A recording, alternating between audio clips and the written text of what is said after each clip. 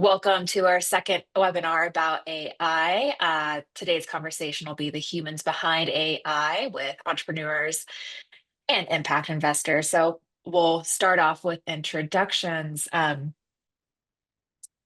kind of get things started, but my name is Boody Adorno. I'm the founder and CEO here at Leanlab Education. What we do at Leanlab, we're a nonprofit organization that connects emergent edtech technologies or education technologies with school environments to engage in co-design research and product development. Recently, like many of us in the field, we've been really curious about AI, which leads us to our conversation today. And I'll introduce some of our guests here in a moment. So I'd love to introduce Peter Gault and Malvika Bhagwat, who join us from Quill and Al Ventures. Arman, our other friend from Brisk Teaching, will join us here very shortly. But Malvika, would you like to quickly introduce yourself? Sure, happy to. Thanks for having me. My name's Malvika. I'm one of the partners and head of outcomes at Al Ventures. We're the largest edtech-focused VC firm globally. And my background's in learning sciences, assessment design, research, and I work with a portfolio of 90 companies now globally focused on outcomes and efficacy research, DEI, impact reporting. And prior to this, did a short stint at Emerson Collective, and before that was an early employee at Newsella on the operating side. But excited to be here and be part of this conversation. Excellent. Peter. Right. Hi, everybody. I'm Peter Gault. I'm the founder and executive director of Quill.org. We use AI to help students become stronger writers. We've been using AI for 6 years now. So we started AI back in 2018, and I've been thinking really deeply about how do you build AI specifically for students in Title I schools. AI is so malleable, and you can really do a lot towards customizing it to students and their unique needs. So excited to share more about that work. We now serve millions of kids across the United States. Kids write hundreds of millions of sentences per year on our platform. And so we've seen that just by building AI in an ethical way and in a way that supports students, you can really create a massive impact. And so excited to share more today about that. Excellent. And we'll have Arman introduce himself here very shortly, but he's the founder and CEO of Brisk Teaching, I'll let him describe it in his own words, but a remarkable ed tech tool powered by AI that's really taken off here recently.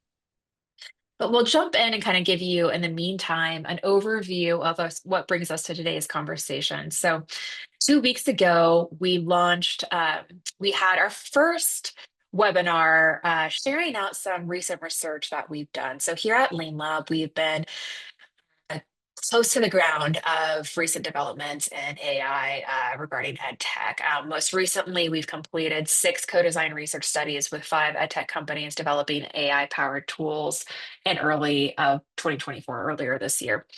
All of these products that we studied were supplemental solutions from teacher co-pilots to instructional support tools. And 2 of the studies were literature reviews or desk research, while the rest engage actual teachers and students. Overall, the studies engaged 42 educators across the K-12 spectrum and ranged from product validation to feasibility. What we went ahead and did was conducted a thematic analysis across these studies to try to gain early insights into what exactly is going on in the AI field in regard to how well these products are really working for educators and teachers on the ground in real classrooms. As part of the study, we also conducted a larger scale literature review of pre-existing literature around AI use in classrooms across the country. High level, what we were able to find is following that there is a gulf currently between expectations and realities with new AI tools, but there's also promise. So we want to talk about that today, and we invited people who are actually building these tools or investing in these tools every day to talk about how they are approaching these issues in real life. But to get into a little bit more detail, what we found is that there's alignment and intentions from both product developers and educators.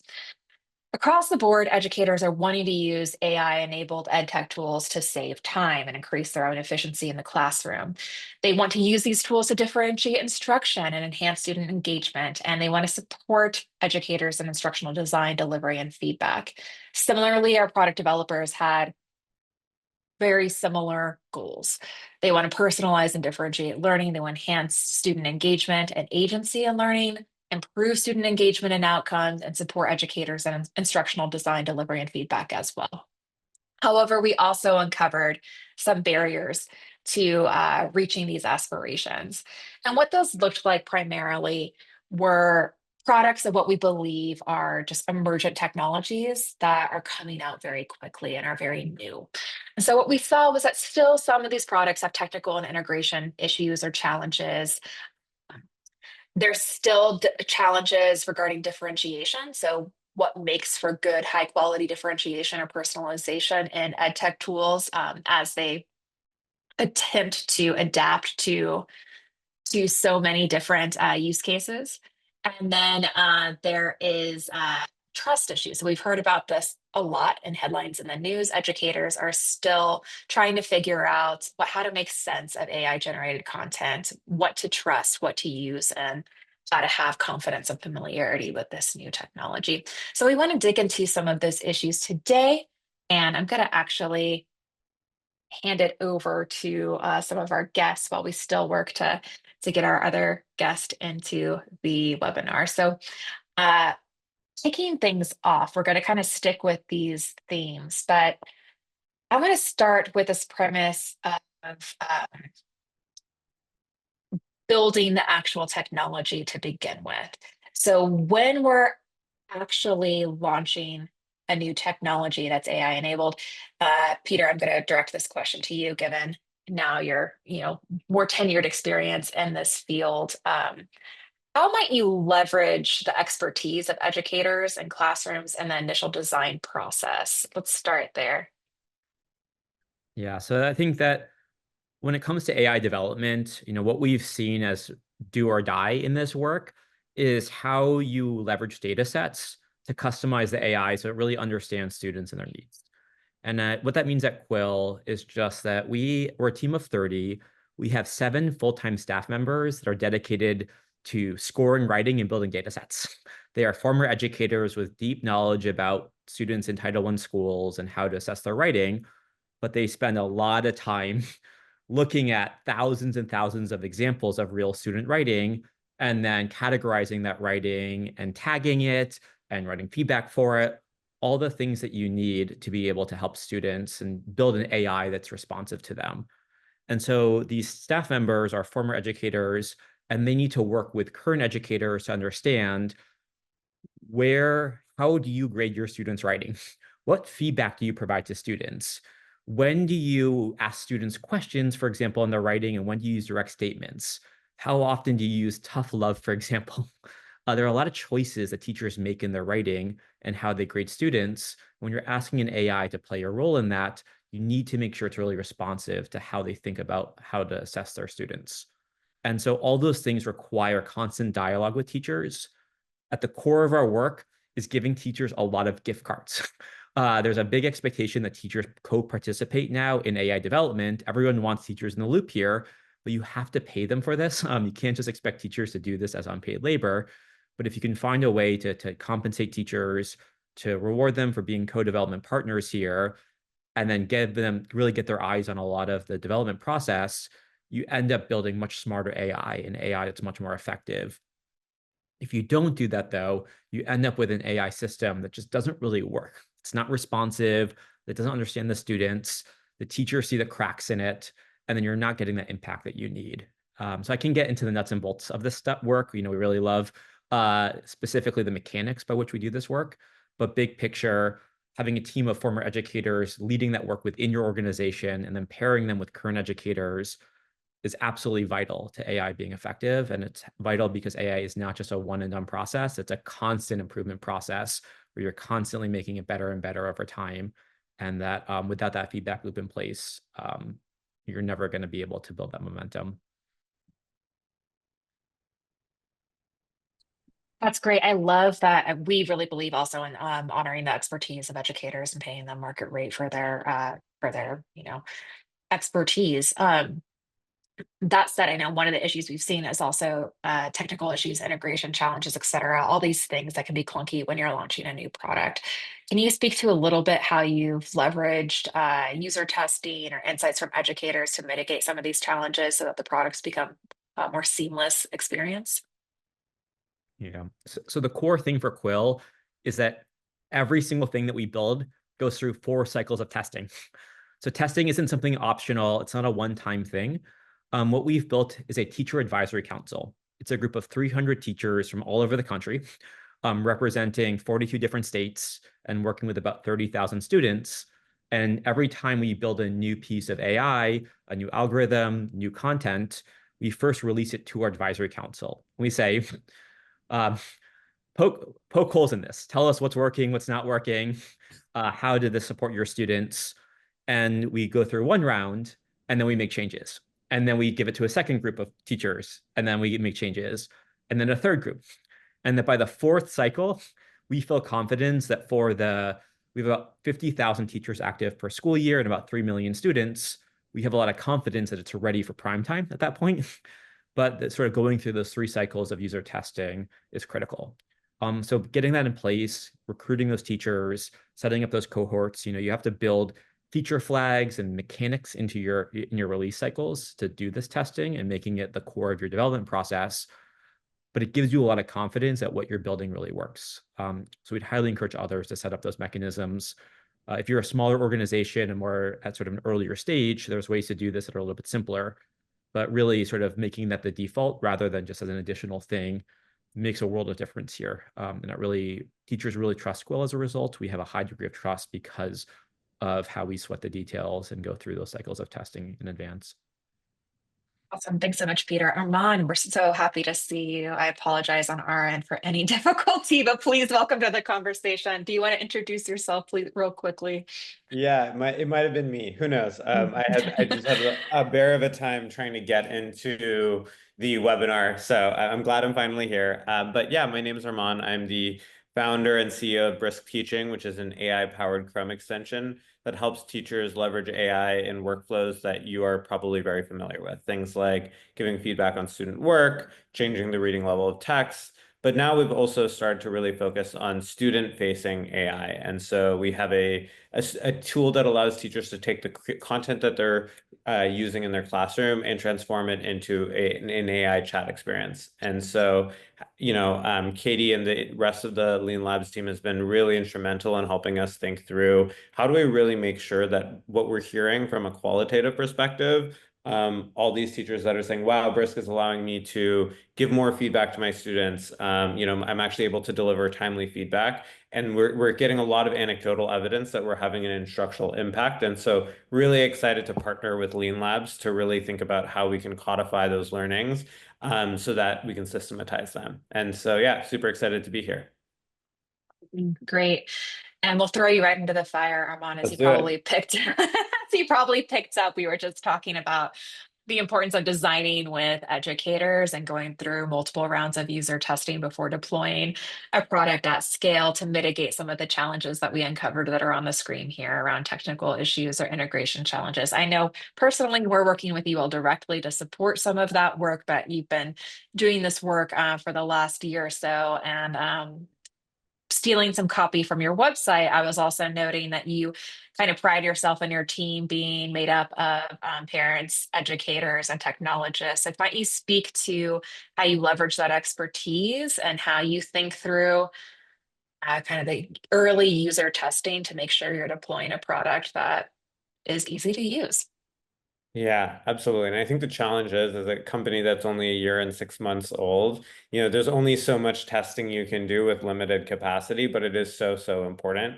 So I think, Katie, to your point, I think it really starts with the team that goes at this problem. Brisk, I think, has over 90% of the folks on Brisk have either been in the classroom or have worked in education before. And I think that's really important because there's a lot of language and shared challenges across different companies, organizations, schools, and districts, and being able to speak that language, especially when you go out and try to solve things that could transform the classroom. It's always so important to have folks on your team that have experienced those challenges firsthand. But of course, those challenges change over time. And what we found was that, you know, the challenges of an educator who's working in a classroom that's been impacted by distance learning and learning loss and all the challenges of the current classroom look very different if you left the classroom maybe 5 or 10 years ago. And so in order for us to be able to really build for teachers who are in the classroom right now, we go through various, you know, types of ways in which to test this. So Brisk Boost, which is a student-facing AI tool that we launched just at the end of September, was one case in point in that. We actually started testing it in March of 2024 with a couple of pilots during the spring. And one thing we really quickly realized is that a lot of districts don't, you know, it started as a student-facing extension. And what we realized quickly was that, you know, while teachers could install a Chrome extension, their students might not be able to because of IT restrictions. And so getting to those technical issues that you call out on point one, we really quickly realized through testing that we had to pivot our entire student-facing approach to actually be web-based so students could actually access it. And through that process of testing and iterating with users over the summer, we really developed something that we felt like was really easy to use. But, you know, we launched it and we actually realized that there was still a lot of iteration we had to do beyond that. And so I think one thing I would emphasize is, you know, you can do a lot of testing beforehand, and that's amazing. And then you get to launch, but it doesn't stop there. It's just the starting point. You now have a surface area that you need to continually do research and test on. And so an example of this is we launched Boost. It was very successful, but one thing we found was that a lot of students were accessing Boost on their phones, and there wasn't really an easy, seamless way to be able to quickly share the code that would be required to join a Boost activity. And so we ended up just 2 weeks ago launching a QR code, which allows you to quickly scan something on, you know, projected on a screen. Student can kind of scan it and use it as a starting point to log into a Boost activity. So definitely emphasize that it is a continual process rather than an outcome that is, you know, shipping a product. Awesome. So much nuggets of wisdom there. Thank you so much, Arman. Malvika, I'm curious from your side, from the investor standpoint, to what extent do you expect kind of ongoing testing with educators from either prospective companies you're investing in or portfolio companies? And what examples of quality co-design and testing have you seen in the field? Yeah, happy to jump in. I think you're seeing one right here. I mean, Arman clearly spoke a lot about what they're doing in the part of the ALT portfolio. We have others as well. But in terms of expectations, I think it's a two-sided expectation at this point. I mean, AI is just such a new technology at this point, and there's just so much unknown that yes, it's an expectation from our side when we're making investments just to understand what that implementation looks like in classrooms or in higher ed settings and what the teacher feedback looks like. But I think it's equally important from the product development standpoint to what Peter and Arman both spoke about right now, where companies actually want to engage in that research up front, right? Like they want to test out these ideas in front of teachers. They want to get that early feedback. They want to get the signaling of what's working and what's not working. They want to understand how students are going to engage with the technology and how it's different maybe from a learning perspective as opposed to just throwing maybe random questions into an LLM and getting responses back, understanding any fidelity of implementation issues that are coming up. So there's just like a sequence of questions that companies have on their end as well.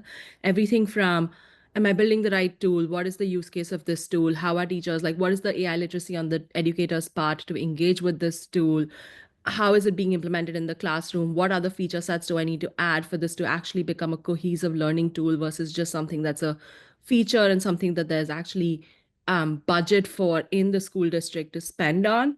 And so I'd say at this point, we have several very early stage investments, and almost all of them, whether they're going selling into school districts or selling direct to consumers, are engaging in some version of that early co-design work at the usability and feasibility level, as well as logic models. And I think we're seeing a lot more research happening at that stage right now than what you might define as some of the more rigorous, like quasi-experimental and good randomized controlled trial studies, just because the products aren't at that stage to engage in that kind of work. And the formative feedback is way more helpful at this stage of product development than maybe some of the more time-consuming, more intense study methods as well.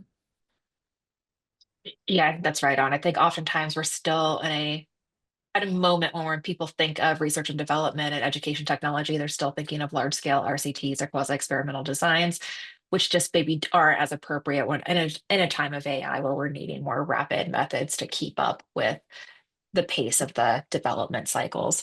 To kind of pivot into one of the topics you brought up, Malvika, around teacher familiarity and confidence with technology.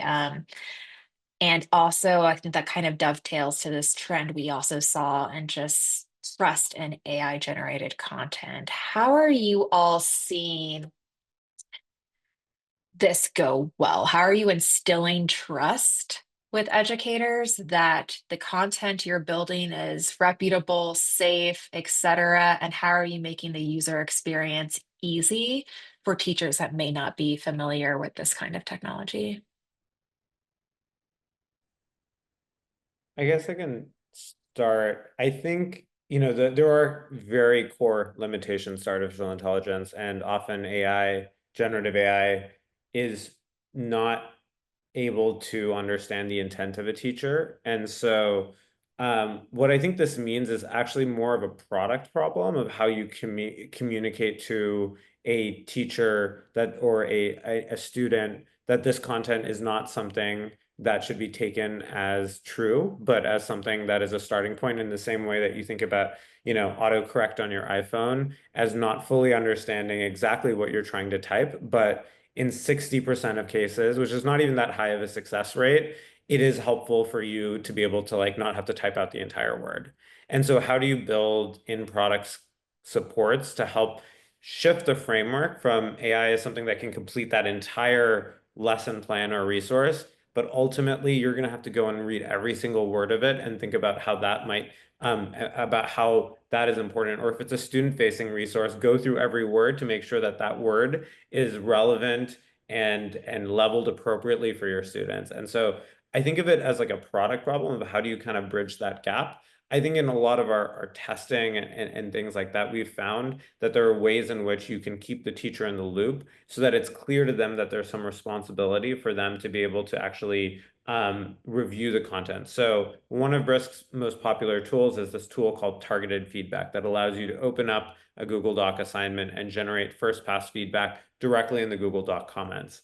And so what we did there was it would be very easy for us to also press the comment button for the teacher so that feedback would be directly shared with the student. But what we do is we leave it in draft mode so the teacher actually has to review it, edit it, and then share it with the student. And we found that that's been a great way to force educators to really review the content before sharing it and have that moment of friction. Often I think in edtech, in all technology, decreasing friction is such an important part of making the tool, increasing engagement and increasing usage. But I think as developers, we have to be really responsible in this moment to actually be intentional about introducing friction in places where we think that in the long run we'll be able to build trust. But in the short run, you might actually be getting something that an educator is a little bit frustrated that you have to do.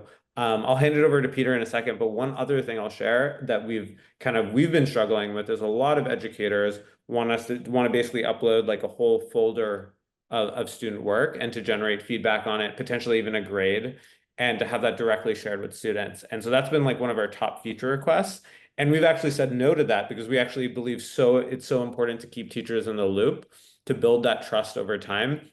And so I think this is an example of where the user might be on ready to go on this like much more AI, trusting AI, but we've actually had to keep that friction there because we think it's so important in the long run that educators are always in the loop when it comes to AI generated content. Peter, go ahead. I know. I'm going to do a fun thing in a webinar and do a spicy hot take and disagree with you on this. And this disagreement really reflects just a different use case. I think that Brisk and Quill are different. And how Quill is different is that we use AI in a very narrow way. And so I say that to say that when you look at AI now, a lot of people think of Magic School, for example, which has a lot of mind share in the AI space and tries to do a lot of things. And the more things you try to do with AI, the harder it is for it to be reliable. And that the more you run into those issues of not being able to trust it. But there's an alternative with AI, which is to be very narrow, to focus on a specific use case. And that by using AI in a very narrow way, you can build a lot of trust and not have to be in that position of the teacher needing to look over the shoulder of the AI because the AI is so well fine-tuned for that problem. Doing a narrow use of AI, sometimes it doesn't have that same pop. It doesn't sort of resonate in the same way. As a nonprofit, we have a little bit more breathing room towards narrow use cases. But with Quill, for example, we grade and give feedback only on individual sentences. We don't feel that we have the confidence to grade an entire paragraph or an essay. And there are a lot of tools out there right now that will say, upload your essay, we'll grade it, we'll give you a grade, we'll give you feedback. And that's really hard to do well and really hard to do reliably. We know at the level of one individual sentence, we can grade it really well and accurately and give really good feedback and coaching. And so the sort of counter argument that I would pose here, and just as an idea for this group, is to look for narrow use cases of AI where the AI can be applied to a more specific problem. And that gives you a lot more flexibility towards customizing it and improving it and making it reliable. But again, the more that you're trying to bite off here, the harder it becomes for it to be effective. And so that's a design decision. It comes from which problems you want to solve in the space.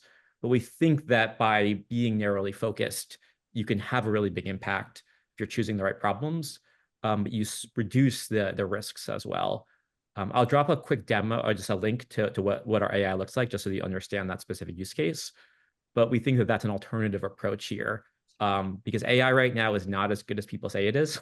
It can do some things well, but it's generative. And if it's not working 10% of the time, that's a really big problem in the world of education. If 1 out of every 10 times students are not getting the right coaching and feedback. And so we need 99%, 99.9% reliability here to do right by students and teachers. And Love both of these answers. Oh, go ahead, Peter. Feel free for others to disagree with me about this. I'm just sort of throwing this out there again as my own hot take on how to think. No. You're speaking to something that was actually an intentional design around bringing both Arman and you, Peter, and Malvika to provide different perspectives on very different use cases and tools in the AI spectrum. So Brisk is speaking to more of this co-pilot, more generalist approach, whereas Quill, which is taking that more narrow approach. But both of you have such thoughtful answers into mitigation techniques that I think are really valuable. That said, Peter, I know in training that data set for that narrow use case, you've been incredibly intentional. Could you just expand on that a little bit of like functionally what that's actually looked like? I love to build off that. Data is at the heart of our work, and building data sets can sometimes just be very laborious and not, it's a lot of time spent poring over spreadsheets, but it's absolutely essential. So I just dropped a link into the chat if you want to see a very short GIF to understand what our writing looks like. Essentially on Quill, students are given a prompt where they write one sentence. They're specifically focused on reading an article, such as a social studies or science or STEM text, and then writing about it. And then our AI is grading how well they've used evidence from the text to build their own claim. And so with this particular learning strategy, we collect thousands of examples of authentic student responses for a particular prompt. So the link in the chat, for example, is about teaching. It's about how to use AI to communicate with whales. It's this wild concept. You could build an LLM that translates whale calls into human speech, but it's part of a new computer science curriculum that we're building. And so within that one prompt, we look at thousands of responses about building LLMs to communicate with whales, how students engage with that question. And students say many different things. Their answers are all over the board. And that's what's so exciting about AI is you really capture all these unique ideas and perspectives. And so, to make this all work, we have 7 full-time staff members who just spend all their time looking at these data sets. And they're essentially trying to figure out what constitutes a strong exemplar response, right? When students write great responses, we want the AI to acknowledge that they've written a great response. We want to give them full credit. We want them to move on to the next response. But we need to tell the AI what's a strong response and what's a response that isn't as strong, right? So we see students using vague evidence. Sometimes students will just put in the bare minimum that they can put in. And in those scenarios, we really want to coach them through feedback on how they can revise and improve their writing. And so rather than trusting the AI to do that, by specifically labeling all those responses and building a data set around that, the AI knows what they should do. And where the rubber hits the road here is that what's a good response for a 4th grader is quite different from what's a good response from an 8th grader And that's quite different from a good response for a 12th grader. And so by doing this data set ourselves, we're explicitly targeting 8th and 9th grade students. We can apply our own opinions through that data set of what's a great response for an 8th grader, rather than trusting that the AI on its own already knows what that looks like. And so that's sort of the key thing here, is that through those data sets, what's so exciting in the world of AI is that you can feed lots and lots of data into AI right now. And so it just does so much better when it's given big data sets to work with. And so that's sort of at the heart of how we're able to create that those data sets really allow us to make those judgment calls about good writing. Right. And it provides, I think, a really great use case for the potential of AI. If you imagine the ability to harness great teaching and to bring that great expertise to scale in really meaningful ways, it's really exciting. That said, as we're hearing, can be laborious, time consuming, so on and so forth. So all great things to keep in mind. I see that we have folks raising hands. We're going to get to Q&A in just a minute. That said, I want to pass back over to Malvika and kind of switch gears a little bit here. So it's been a tough time in fundraising the last year for emerging edtech companies. And I know a lot of folks that are watching this are budding entrepreneurs. So to kind of throw a more general question your way, if people are building products, embedding AI, and are seeking venture funding, what should they be thinking about? That's a broad question. I'll clarify. I think there are two buckets right now that are being invested in. One is AI native companies, and then one is set of companies that are using AI, but AI is maybe not the core value proposition that they're offering. For the first, I think there's actually a lot of funding, and maybe it's starting to slow down. But like, if you're an AI native company, you're seeing not just demand from edtech investors, you're probably seeing it even from more generalist VC firms as well. And AI or core Gen AI companies, at least for a while, were sort of the hot new thing in the market. It will become more ubiquitous and it will kind of become part of every company. But right now, that's sort of definitely the trend. So I don't think that's where the funding is necessarily slowing down. I think the things that we still look for is the same questions, right? Around like, what is the core use case? Is this really going to become a core product, or is this just a feature that over time is going to disappear? Because there are a lot of wraparound services being built around LLMs right now, which may not really last in the long term. When we're looking from an investment perspective, they might get absorbed because OpenAI and Anthropic and others might end up building the same functionality within their products, or they're just solving for such a small use case that there may not be budgets as districts are becoming more disciplined around what they want to spend for. And so we're definitely looking for products that are full product suites, as opposed to kind of solving just a feature within what could live within a product. So that's one. Two, we're still kind of focused on basic metrics around what any investor is focused on. So team is really important. Understanding sort of the landscape is important, what problem you're solving for, and making sure it's a real problem in the context of education is an important metric. Thinking through what the sales model will look like. I mean, it's very early, and a lot of these companies right now don't have a very clear go-to-market motion or a sales model figured out, but at least being able to articulate what that will look like is really important. And then I think we spoke a little bit on the research side and the impact side, which is we don't expect people to come in with fully fleshed out logic models, theories of change, impact metrics, but at least some understanding of like what implementation is going to look like. Is there actually weight behind how this is going to get implemented, and set in realistic expectations of what is happening in a school versus somebody coming and saying, hey, I need to use my product like 50 minutes every single day. That's probably not going to happen, right? And so figuring out that the expectations are realistic, and then willingness to kind of co-design with teachers, work with educators, and share some of those metrics back, which again, like I said, I think a lot of the entrepreneurs already want to do. So it's not, I don't think they think of it as research. I think they think of it as product development. So it kind of goes hand in hand with what they're already doing. And then down the road, I mean, we definitely encourage things like survey designs and things like that as well, just to kind of understand sentiment and usage.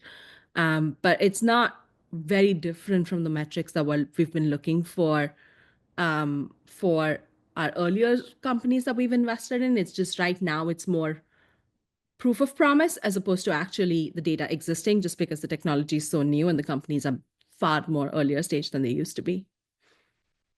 Yeah, all excellent points. One thing that we try to encourage is for early development is that you don't need to have a fully fleshed out theory of change or logic model, like Malvika said, but at least have testable hypotheses is kind of our frame. Like, what is your current hypothesis of how this could be used in a real classroom and how are you going to test it?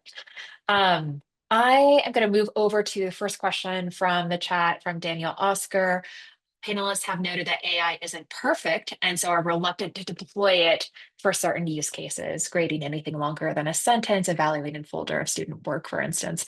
Can panelists speak to whether we should be comparing to a non-existent perfect AI or comparing to the typical human being, in which case we may find the AI performing in its imperfect state better than typical humans, which is a fascinating question. Yeah, I'd love to jump in here, Daniel. I think we connected at the nonprofit AI conference in New York City this past summer. But this is a project that we're thinking about right now and talking to Katie about, which is rapid cycle evaluation of AI. And so I say that to say that rather than being in the state of being unsure and waiting and not doing anything, the alternative is to very quickly evaluate how well your AI is performing to have confidence that it is effective for students. So what that means specifically is, let's say you're asking the AI to grade writing. One way to solve this problem is to go collect a bunch of samples of writing, get students to respond to certain writing prompts. You say you have 8th graders working on different activities for different courses, and then ask teachers, how would you grade this, right? What would you say in these scenarios? And get a benchmark of how do teachers grade their students and what do they say? You can then run that through the AI and see what the AI says. And if the AI is totally off the mark from what the teachers are saying, that should be a red flag that what you're doing maybe will be harmful to students and not worth doing. However, if you run it through the AI and see, hey, it actually does a good job here, then that's a green flag, right? That you've got something that works. And so if you've got benchmark data, you can go from just sort of this point of uncertainty to this point of certainty. And it's completely contingent on what you want the AI to do. The AI can do some things well, other things not as well. And it really depends on which AI model you're using. So some of the most powerful models from OpenAI and Google can do things that the cheaper models can't do. They're better at logic and reasoning. So if you've got a more complex task, but those models are also more expensive. So if you're going to charge more money, for example, and you can afford to charge more money, then maybe you can use the more expensive model, and maybe it's okay for you to move forward with AI. But if you say need the AI to be free, and that means that the AI has to be more affordable, then that lower powered, that cheaper model that's not as powerful might not be up to the task. We've seen that over the last year, AI has gotten so much smarter, so much more quickly. So things that it couldn't do a year ago, it can do now. A year from now, it's going to be completely different as well. And so I say that to say that it's moving quickly and there's a lot of opportunity here, but you also need to be mindful of using the right model and having the right benchmark data. And if you're not doing that, you're kind of just putting students in this risky position of being your guinea pigs. And that's just really not the right thing to do. But again, by using benchmark data, you can really help to go from uncertainty to certainty. So that's my nutshell answer of that. I can sort of spend an hour talking about benchmark data, but do you think that's sort of make or break here towards using AI ethically when you're talking about, say, 7th or 8th grade students coming from vulnerable populations? It's really important that we get this right.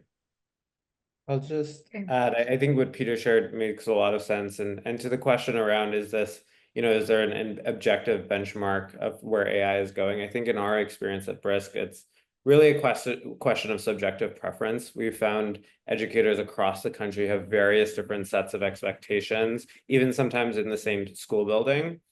And so for us, as we think about how do we build a product that's sticky and useful, how do we really just align Brisk with the subjective expectations of an individual educator? And so what that looks like for us is being able to capture data exhaust across different places in a teacher's workflow to better understand their preferences. So for Brisk, when you are generating feedback comments, we understand the comments that you're using that Brisk generated and the ones that you actually rejected. And we then create a style guide that basically says, hey, these are the things that the teacher likes giving feedback on. These are the things that the teacher has ignored in the past, and we inject that back into the context of the AI. And what that allows us to do is to get better over time and to continually serve our users more and more effectively.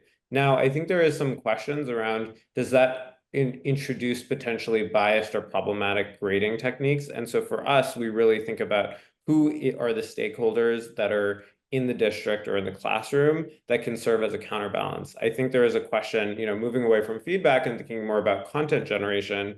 I think some of the superintendents I talked to really early into AI, so this was the first couple of months after ChatGPT announced, were like, this could be teachers pay teachers. And I find this dangerous, right? Because they're going to be creating content completely separate from how we've defined expectations of academic rigor. And I feel very uncomfortable with this. I think what AI has this opportunity to do, and what we're doing at Brisk, is to say, okay, you have these expectations as a district. You're all in on IM or EL. You can define what those expectations look like. However, it's not an either or. You also don't have the context of the specific classroom, the specific goals around differentiation, the specific needs of a block where you've designed a really cool activity. And as an educator, you need some amount of autonomy to design your classroom and your periods to best reflect the needs of your students. So how can we take those levels of rigor and also personalize them to the needs of this specific classroom? And so we think AI has this really interesting opportunity to hold both of those pieces in and create content and instructional material and activities that can reflect both of those.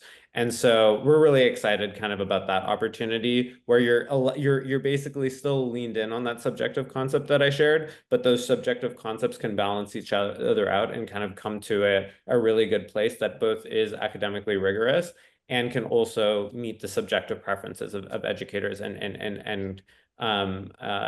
that's something that we're particularly excited about at Brisk. Can I just add one more thing? Yeah. I think one of the other things that we think about a lot is just I think the question's fair, right? Like, what do you compare it to? And in an ideal setting, I think we have, I'll use the word luxury to kind of compare against perfect AI versus a human being. I think one of the things that's true right now on the ground is there's just a massive teacher shortage that's happening. And I think it's important to kind of think about the role of AI in the context of the current realities of classrooms as well. And the question to me is, are students or teachers or whoever you want to put in your audience use case better off with this new technology than they were before? And if the answer is yes, I think we're making progress, and the technology will keep getting better, and like we will keep learning from it, and we will keep using formative feedback and these loops and working with the end user to kind of make this better for them. But I do think that's kind of also the comparison point to making sure that we're not leaving kids and learners without anything in their hands, and they're actually making progress. And I use this example often. I mean, in the US, the conversation we often have is the one about, is technology replacing teachers? But then when I grew up in India, and when I think about the context that I was working in back home, the actual reality was there were no teachers. So technology was the only thing that could come in and actually teach these kids, because teachers just didn't exist in a lot of these settings. And so if you kind of think about, it just reframes the conversation of what role technology plays in these contexts as well. And I think that's starting to be true now in the US in a lot of contexts as well, with the teacher shortages. And it's not just teachers. We're seeing this with the nursing shortage. We're seeing this with special ed shortage. We're seeing this in a lot of different settings. And I think hopefully technology is just making it better than what the current state is. And now we can kind of continue to iterate from there.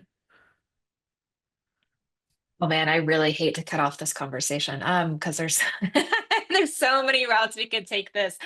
I just want to acknowledge a couple questions in the chat. One around ethics, fairness, representation, and training, Miles, and bias. I feel like we could host a whole other session just on that topic. And I also acknowledge, so we won't have time to get to that today, but I do want to acknowledge it. I know Armani spoke briefly to some of those points at a high level.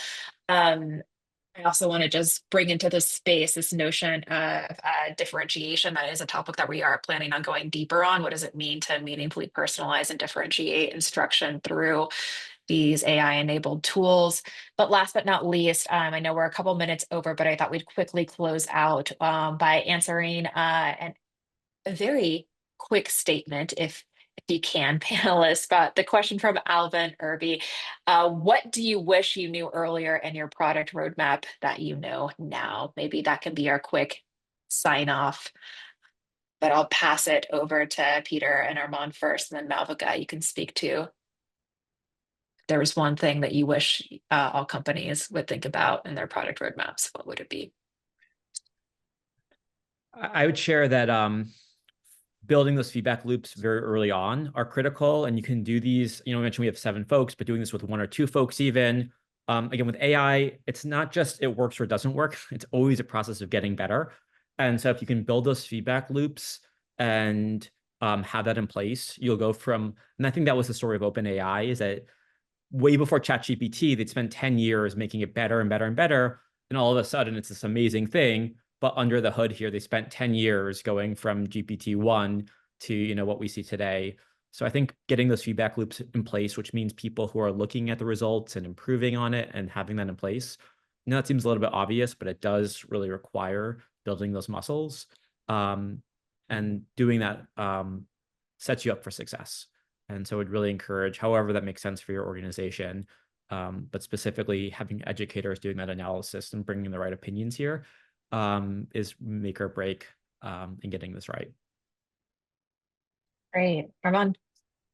Yeah, I would say I think research is so important to help you get from point A to point B.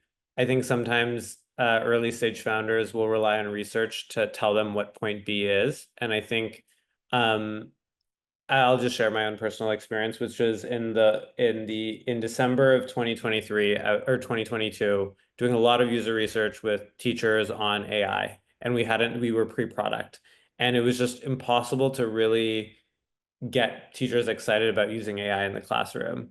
And it was so interesting to kind of have spent a couple of months waiting to try to get that build that internal conviction, when my entire career up until that point pointed to how impactful AI was going to be in the classroom.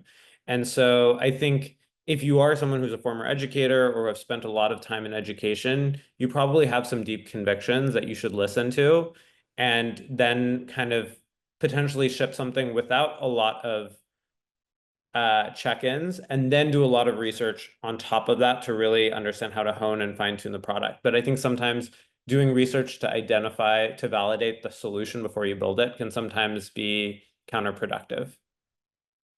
Hopefully, Katie, you don't disagree with that. No, not at all. And I wasn't asking for an endorsement, but but we're happy to help with companies that might need that support. And Malvika, would you like to close us out? Yeah, I was trying to think about that. I was like, there's a lot of things that I wish companies knew earlier on, but that's less helpful as a response. I do think the exercise of I did wish that companies spend a little bit more time on the logic model side of things. I know it feels like a daunting task when you're trying to build a company, and it feels kind of like it can feel unproductive at the beginning when you're trying to still figure out answers, but kind of co-building a logic model or a theory of change while building the product, I think just provides so much clarity. And every time I do that exercise with somebody, they walk away being like, oh, I wish I'd done this earlier. But we do this exercise often like 2 or 3 years into the company, never at the beginning. And I just wish that exercise happened alongside the product development cycle. So it's easy to just distinguish engagement metrics from outcome metrics, from the bells and whistles that you're adding just for the product sales cycle. Like, just start getting that clarity and having everybody speak the same language. I do think that would be huge.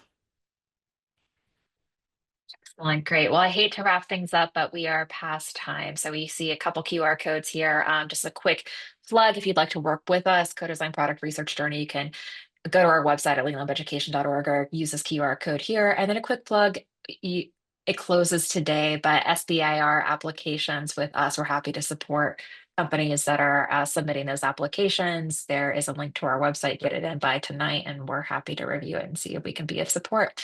That said, I want to extend huge gratitude to Malvika, Peter, and Arman. This has been a fascinating conversation. You're leaving me with more questions and answers in all the right ways. Thank you, and we'll be talking to you all soon. Take care. Thank you so much.